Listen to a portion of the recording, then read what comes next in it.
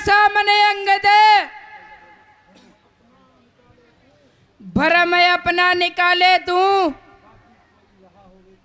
बाकी कोई रहा होवे तो उसको भी बुला ले तू।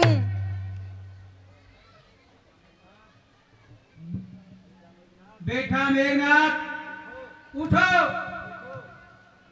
देखो ये बंदर कैसे उछल कूद रहा है, कैसे कैंची की भांति जुबान चला रहा है।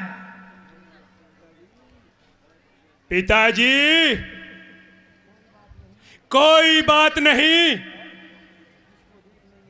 इसको अभी देख लेंगे।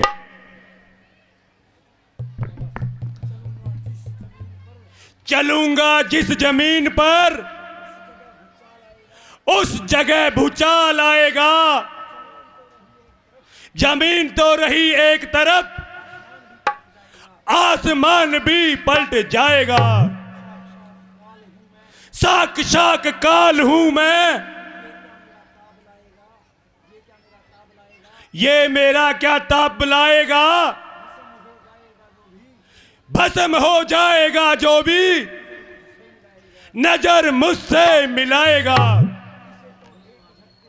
इसको तो एक झटके में कई चक्कर खिला दूंगा। पांव तो क्या चीज है, उतनी जमीन उठा दूंगा।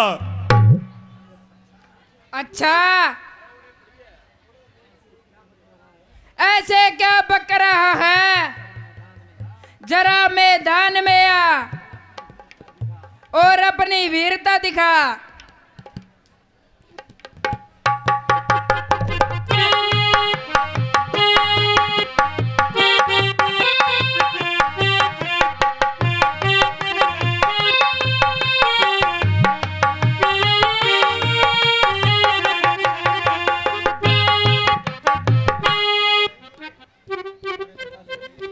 पिताश्री ऐसे कर्तव्य तो हर कोई कर लेता है। इसकी वीरता का तो पता तो तब चलेगा जब ये युद्ध में आएगा, वहीं पर देख लिया जाएगा।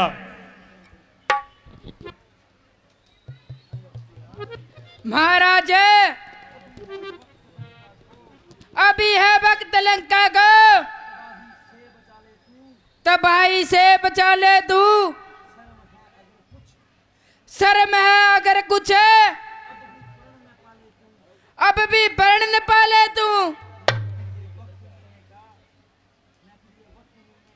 ना फिर ये वक्त मिलने का,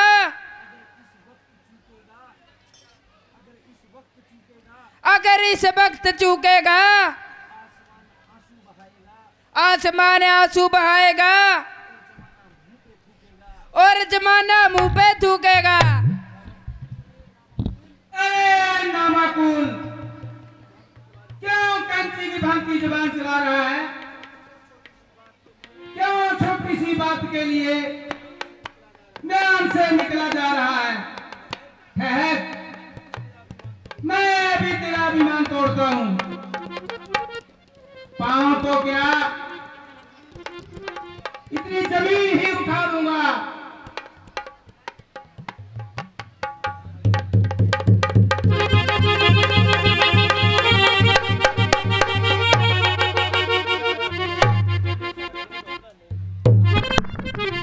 महाराज ठहरिए, यदि आपको नस्त मस्तक होना है तो मेरे पांव में नहीं बल्कि श्री राम के पैरों में झुकिए। क्योंकि यदि उन चरणों में झुकेंगे वो आपको माफ कर देंगे। अरे धूर्त, तेरी भलाई इसी में है। तू यहाँ से चला जा और मुझको अपनी शक्ल न दिखा, वरना तेरी इस बेहुदा बकवास की मेरी जुबान उत्तर नहीं देगी। लगेगी। मैं देखूंगा तू युद्ध भूमि में कितनी देर टिकता है, कितनी देर अपना पैर जमाता है। अच्छा महाराज, मेरा नमस्कार लीजिए और मैं चलता हूँ। जय श्री राम।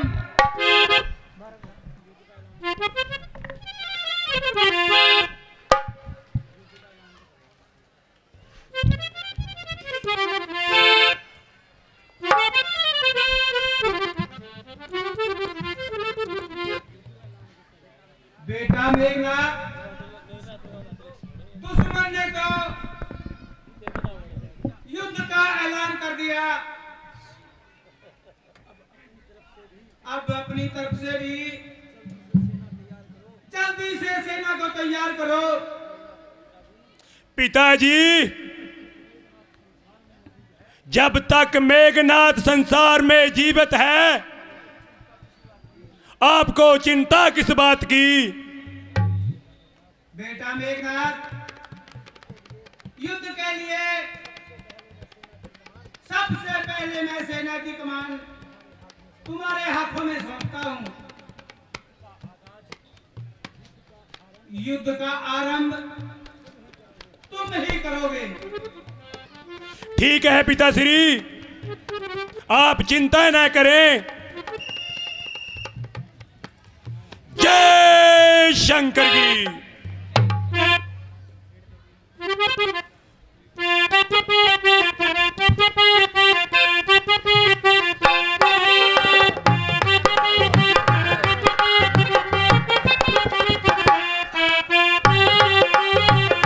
हेलो हेलो, बोल सिया रामचंद्र की। तो कुछ दानी सज्जनों ने श्री रामचंद्र जी के चरणों में दान दिया है। बताओ धरो, दिखता है उन्हें। 100 रुपये एक सूट ऋतिक, 200 रुपये हैप्पी व रवि सनोब श्री कृष्ण डॉक्टर, 100 रुपये एक सूट गुप्तदान, 100 रुपये गुरप्यार सनोब श्री मक्खन लाल मिस्त्री,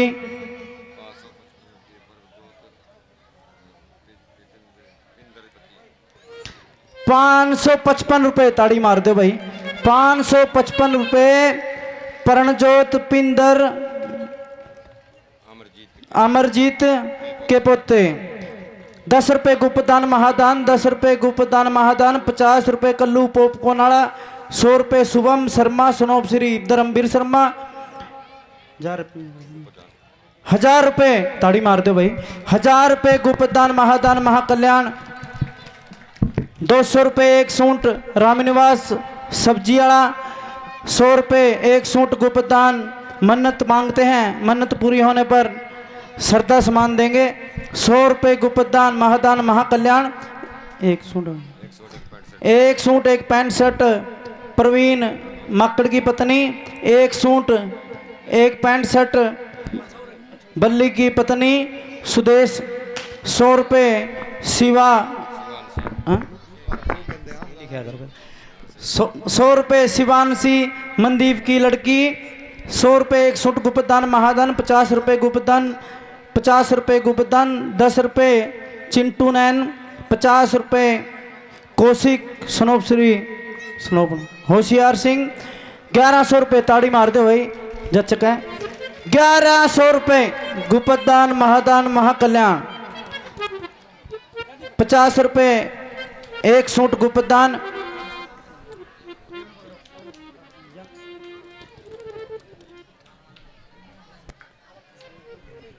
2100 रुपये, ताड़ी मार दो भाई जोड़ता है, 2100 रुपये यक्ष सनोप संदीप बोपी का पोता, 2100 रुपये दान दे रहे हैं।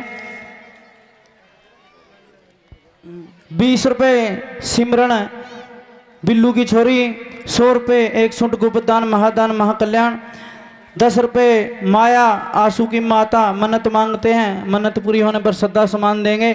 जिन भी दानी सज्जनों ने इस क्लब को श्री रामचंद्र जी के चरणों में दान दिया है उनका तहे दिल से धन्यवाद। उनके घर में सदा खुशहाली भगवान श्री रामचंद्र जी बनाए रखें। तो अगला भी सीन बिल्कुल तैयार है। आपने देखा कि अंगद महाराजा रावण के दरबार में आता है और अपना पैर जमाता है, तो कोई भी योद्धा उसका पैर नहीं उठा पाते, तो इधर से अंगद युद्ध का ऐलान कर देते हैं। अंगद इधर से युद्ध का ऐलान करके चले जाते हैं। बोल सियावर रामचंद्र की जय।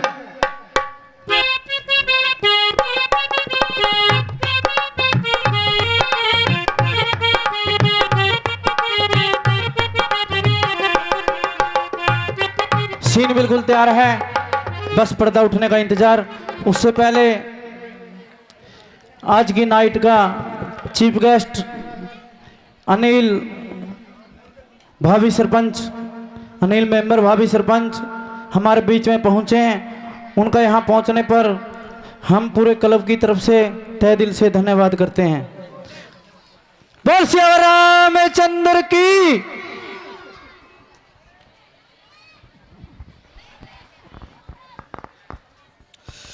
बोल श्यामपुरी महाराज की जय। अनिल मिट्टू राम के सपुत्र आने वाली सरपंची का चुनाव के उम्मीदवार बाबा श्यामपुरी जी ड्रामाटिक क्लब रामलीला क्लब में इस क्लब का हौसला अफजाई करने के लिए और अपने कर कमलों से रिबन काट कर शुभ संकेत इस रामलीला क्लब को करते हुए आशीर्वाद लेने के लिए बाबा श्यामपुरी इनकी कृपा इन पे बनाए रखे। बाबा समाधपुरी श्री रामचंद्र जी इनकी मनोकामना अवश्य पूरी करेंगे। बाबा श्यामपुरी सदा मेहरबान रहे, अपने हाथों से रिबन काट कर सीन की अगले दरबार की शोभा बढ़ाए। बोल सियापति रामचंद्र की। भगवान राम की कृपा से हर रोज दानी सज्जन बाबा श्यामपुरी भेजते हैं और 2 शब्द अनिल कुमार अपने मुख से क्लब के लिए और दर्शकों के लिए बोल बाबा श्यामपुरी महाराज की जय। बोल बाबा समाधपुरी महाराज की जय। हमारे महंत जो बाबा संतपुरी जी अध्यक्षता में जो रामलीला का आयोजन किया जा रहा है, बाबा संजीव संतपुरी जी के आभारी हैं हम। जय हिंद। बहुत बहुत धन्यवाद हम दानी सज्जनों का। और अपने नेक कमाई में से अपने घर का खजाना से जिसमें से माया इन्होंने इस पुण्य के कार्य में लगाई है, उसको भगवान लाख गुना और करोड़ों गुना बनाए और आने वाले समय में सदा तरक्की करते रहे, हम आशीर्वाद देते हैं। और बाबा श्यामपुरी से मन्नत मांगते हैं कि आशा मन्नत पूरी होने पर बढ़ चढ़कर दान देंगे। 4100 रुपये रामलीला क्लब में दान करते हैं, 4100 रुपये। बहुत बहुत धन्यवाद। एक सूचना पूरे क्लब की तरफ से और गांव की तरफ से है कि इस क्लब में इस रामलीला में जो दान आएगा ये पूरा क्लब की सोच है, हमारी भी है। हमारी कई सालों से सोच थी जी, जो बाबा जी का आसन है गांव के बीच में, उसमें कुछ निर्माण कार्य करवा के वहाँ भी साधु रहें, वो भी अच्छी तरह बसे। ये कार्य पूरा क्लब ने मेरे को कहा है कि बाबा जी आपके साथ रामलीला से बाद में भी वो कार्य को पूरा कराएंगे। अपने तन मन धन से उस कार्य का निर्वहन करेंगे। बोले बाबा श्यामपुरी महाराज की जय हो। बाबा श्यामपुरी जी की प्रतिमा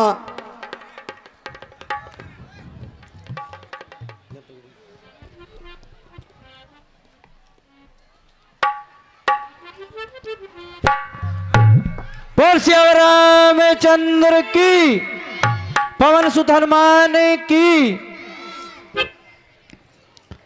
तो बाबा जी ने बताया कि जो भी इस रामलीला में पैसा इकट्ठा होगा, जो कि अपना आसन था ही गलव है, जो क्योंकि वो बहुत ही पुराना है, बहुत ही साल से ऐसे ही पड़ा हुआ था, लेकिन बाबा जी ने अब थोड़ा उसका काम किया है और आगे भी उसको अच्छी तरह से निर्माण करके जो भी इस क्लब में पैसा इकट्ठा होगा थाई के अलावा उस आसन में लगाया जाएगा। तो सभी से प्रार्थना ग्रामवासियों से कि बढ़ चढ़कर सहयोग दें, बढ़ चढ़कर दान दें, क्योंकि ये आपका दान थोड़े में से थोड़ा, ज़्यादा में से ज़्यादा अच्छे कामों में लगता रहे। बोल सियावर रामचंद्र की, पवन सुत हनुमान की, बाबा श्यामपुरी महाराज की।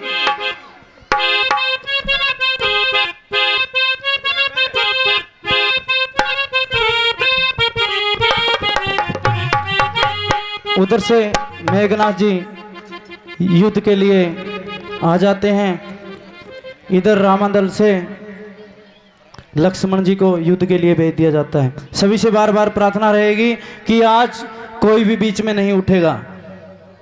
बोल सियावर रामचंद्र की।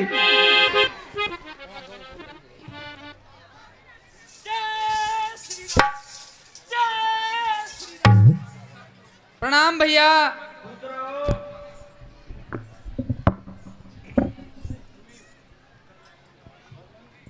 भगवान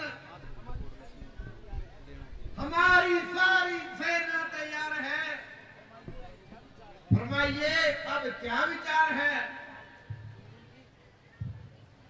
सुग्रीव जी, मुझे केवल अंगद की वापसी का इंतजार है।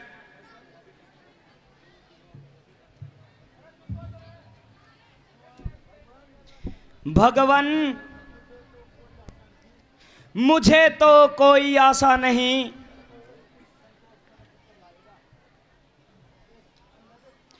अंगद कोई संतोषजनक उत्तर लाएगा। संभव है कि आपका विचार ठीक ही हो कि कम से कम उसे आने तो दीजिए। महाराज, राजनीति के नियम से तो मैं आपकी बात मानता हूं, किंतु क्षमा चाहता हूं।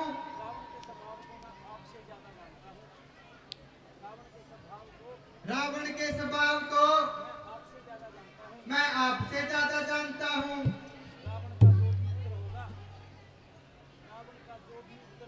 रावण का जो भी उत्तर होगा मैं यही बैठा बता दूंगा। इसलिए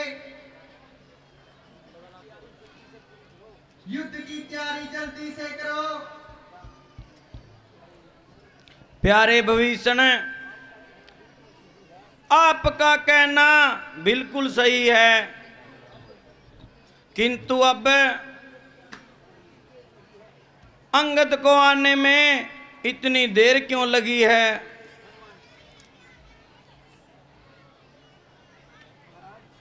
महाराज, लगता है अंगद जी आ गए। आइए आइए अंगद जी, आपका ही जिक्र हो रहा था।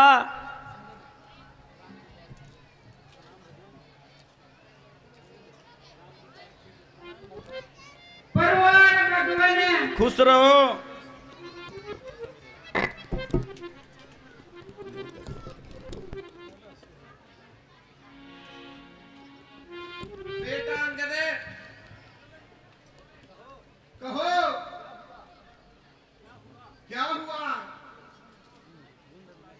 कोई संदेश भी लेकर आए।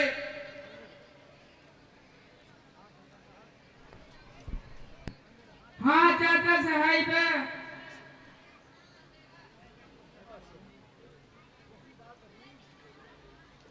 वही बात हुई जो बबीसर जी पहले ही बता रहे थे। मैंने उस दुष्ट को भूत समझाया, लेकिन उसकी समझ में कुछ नहीं आया। अच्छा बेटा, ये यूं ही बात है कि उसको युद्ध ही पसंद है, तो हमें कब इनकार है। भैया लक्ष्मण, कल के युद्ध की कमान मैं खुद संभाल लूंगा, लेकिन तुम पूरी सेना को होशियार रखना। प्यारे भविष्ण, क्या आप बता सकते हैं कि लंका की तरफ से कल के युद्ध में कौन सा सेनापति आने वाला है? प्रभु, मेरे हिसाब से तो रावण का बेटा मेघनाथ युद्ध की कमान संभालने वाला है। भैया, मेरी विनती स्वीकार कीजिए और कल के युद्ध में मुझे जाने की इजाजत दीजिए। नहीं भैया, मेघनाथ बहुत बेईमान है। हमारी तो विश्वास ही क्या है, उसने तो इंद्र के साथ भी धोखा कर दिया था। इसलिए भैया, युद्ध की कमान मैं खुद संभालूंगा। नहीं नहीं भैया, यदि ऐसी वैसी कोई बात होगी तो आप कौन सा हमारे से दूर हैं। इसीलिए युद्ध में आप मुझे जाने दीजिए। ठीक है भैया, लेकिन हे वीर बजरंगी,